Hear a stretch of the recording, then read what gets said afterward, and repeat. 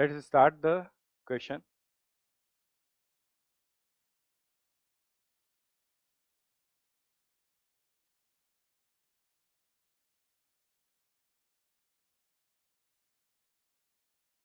इस तरह का कोई क्वेश्चन दे रखा है, ठीक है, और Z1 Z2 Z3 क्या दे रखे हैं, वर्टिसेस ऑफ पॉलीगन दे रखे हैं।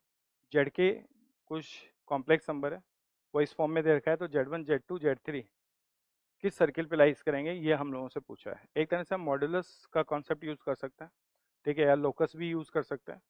तो हम लोगों ने लिखा है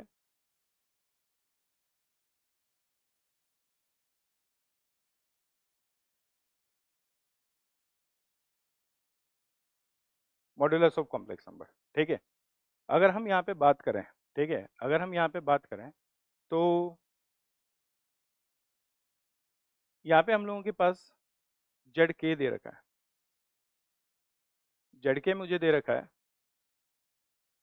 1 प्लस ए, ये पावर में है A2, A square and so on, A to the power के माइनस 1, ठीक है, ऐसा कुछ है। क्या हम जीपी जैसा फॉर्मूला लगा सकते हैं इसमें? ये क्या हो गया, जीपी के सम ऑफ द फर्स्ट के टर्म्स का फॉर्मूला लगा दे।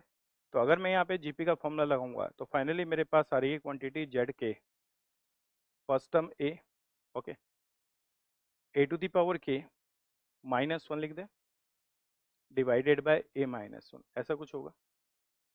दोनों तरफ कॉम्प्लेक्स नंबर है और दोनों कॉम्प्लेक्स नंबर क्या है, इक्वल है। अगर दोनों कॉम्प्लेक्स नंबर इक्वल है तो इनका मॉड्यूलस भी क्या होगा, इक्वल होगा, ओके। इसको थोड़ा सा मैंने क्या कर दिया, शिफ्टिंग कर दी पहले। तो जेड के, ठीक है, ये वाली क्वांटिटी क्या होगी, ए टू दी पावर के, और ये क्या होगा, ए माइनस 1 माइनस ए माइनस 1। इसको अगर मैं शिफ्ट कर दूं जेड के, ठीक, ओके, तो ये वाली जो क्वांटिटी होगी माइनस 1 अपॉन प्लस लगा दे, और ये क्या होगा, ए माइनस 1, ठीक, equal to A to the power के अपॉन ए माइनस। अप्लाई करता हूँ मैं मॉड्यूलस।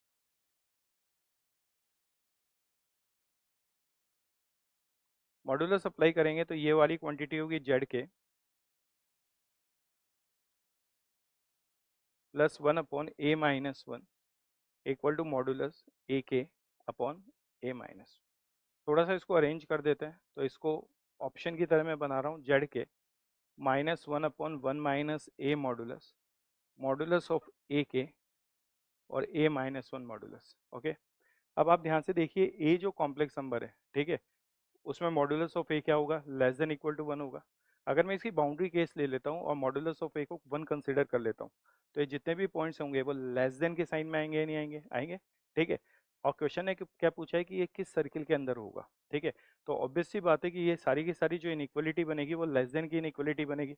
तो हम बाउंड्री वाला केस कंसिडर कर लें तो हम ये कह सकते हैं कि उस बाउंड्री वाले सर्किल के अंदर आएंगे पॉइंट्स, ओके, ठीक है। और यही क्वेश्चन ने पूछा है। तो अगर मैं बाउंड्री वाला केस कंसिडर करूंगा तो मैं ले लेता हूँ let modulus of A equal to 1, तो मॉड्यूलस ऑफ ए के भी क्या होगा, 1 होगा। आपको पता है के पावर को हम बाहर कर सकते हैं, ठीक है। अगर ये 1 हो गया तो इसका मतलब ये वाली क्वांटिटी क्या होगी, जेड के minus 1 upon 1 minus A equal to ये क्या होगा, 1 अपॉन ए माइनस 1।